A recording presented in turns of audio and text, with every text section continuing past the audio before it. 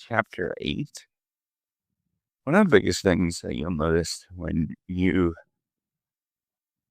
lean in and venture into something that has been created before is almost always after the excitement has worn off, you want to quit.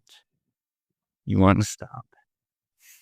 And almost all of us have that desire to just not do it anymore. I think that's the reason why I'm actually talking about this. It's because I was all excited at the beginning of writing this book. And the idea was like, oh, this is going to be fun. I'll write another one. I was romanticizing the last time and how easy it actually felt. But I forgot all the moments where I wanted to quit and not doing it on my last book that I wrote.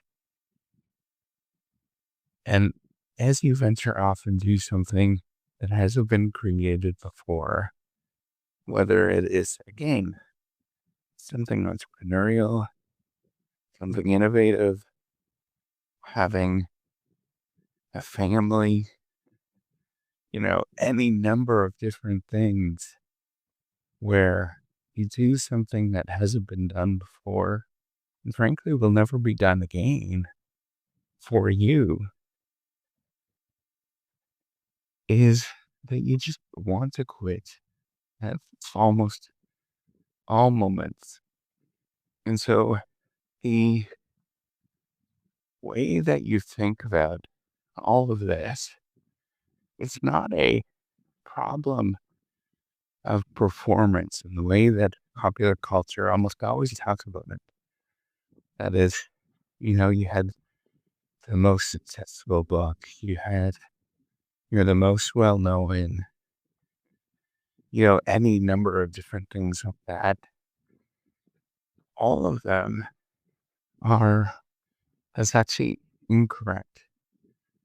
The problem is a push against survival, where you almost always feel like the strong desire when it's no longer fun just to leave and just to quit and to give up. And, this part of it, it's incredibly, first of all, it's very important to realize that the desire to quit is normal and you're free to talk about it. You're free to go through all of the motions that sort of, the complaining that we do, all of those kind of things. It's totally healthy. But on the other side is that to get through it, it's often learning the feeling to push through something you simply just don't like to do. And that is almost all venturing because you don't know. Remember, what you're doing is you're trading off today. So it almost always feels painful to some degree. And what you're doing is investing in an unknown future, and you don't know what the outcomes are, the alternatives are, that should be the right ones. And so you think that everything that you're doing right now is wrong because it doesn't feel good at the very moment. So that's where I want you to think about once you start something, the desire to quit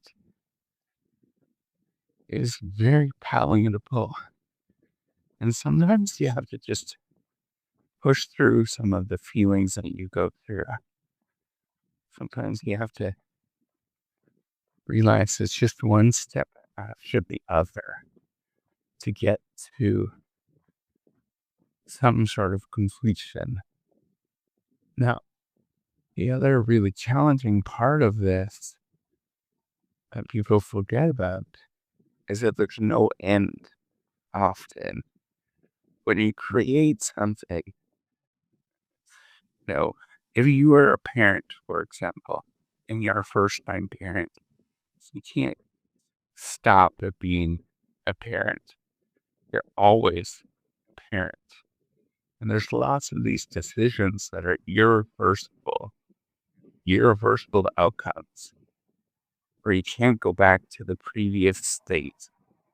You can't unfry an egg.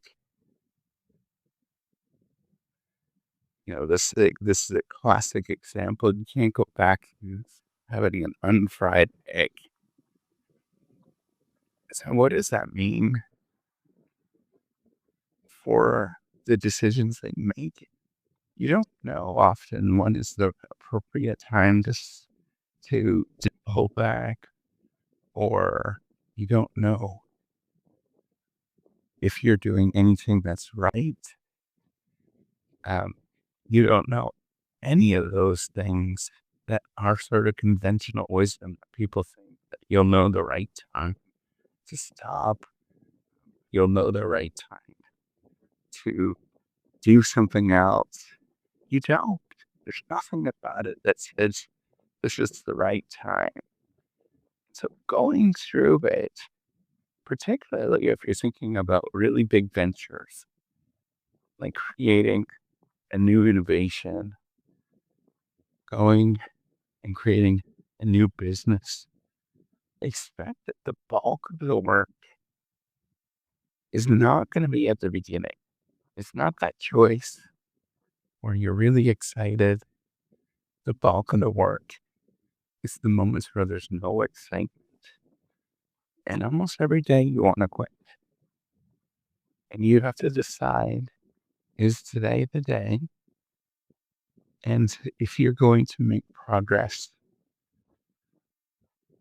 you have to take one more step. No, there's this thing that I believe in strongly, and it's called learning. And one of the ways that we observe learning, it's called the learning curve. And people think that the learning curve is just something once or twice and things start catching it.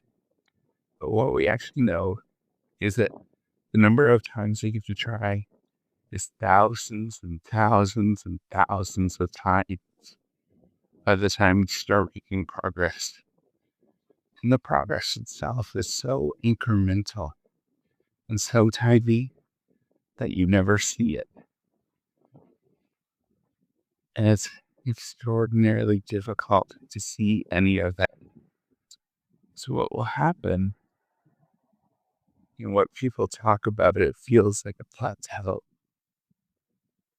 And that's where you just have reached the moment that is the best that you can do in any given moment.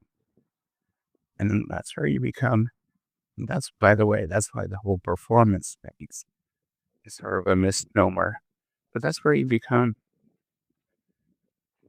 realize that it's a fight against survival, where you take that decision, keep going, and decide one more day.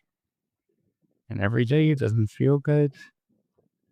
Every day you're making that decision to get back up and try again and go through all of the different moments.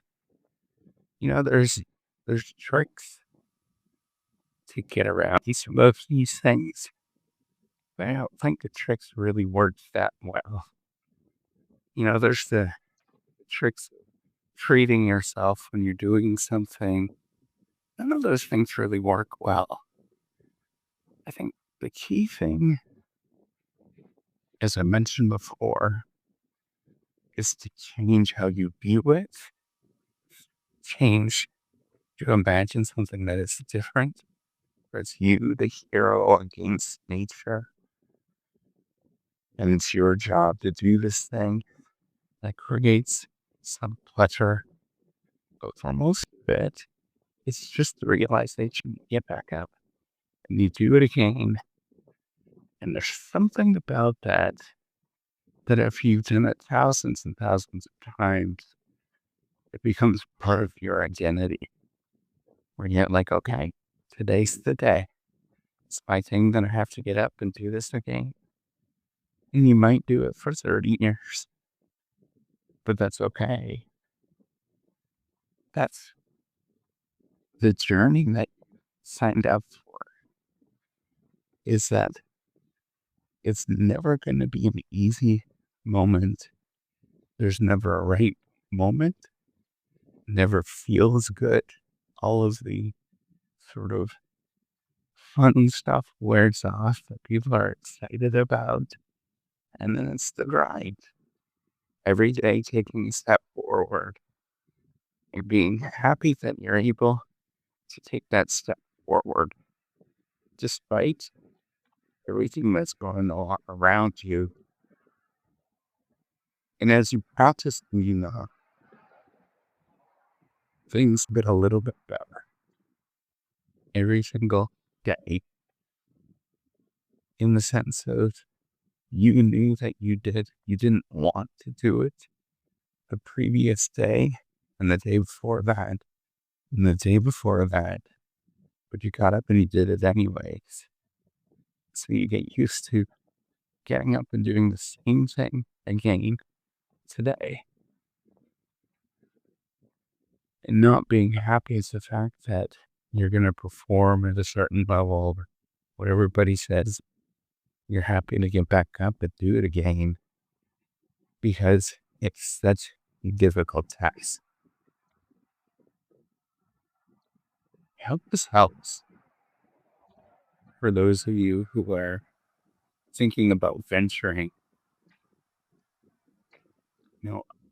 these things that we have to define as super exciting moments. Being an entrepreneur, something along those lines, where you're venturing off in the unknown. At some point, all of that fun stuff wears off. You don't want people that are famous, look at them, sooner or later, all of the fun stuff wears off. And you have to take steps forward when nobody else wants to. Even yourself, you don't want to. But you keep going anyway.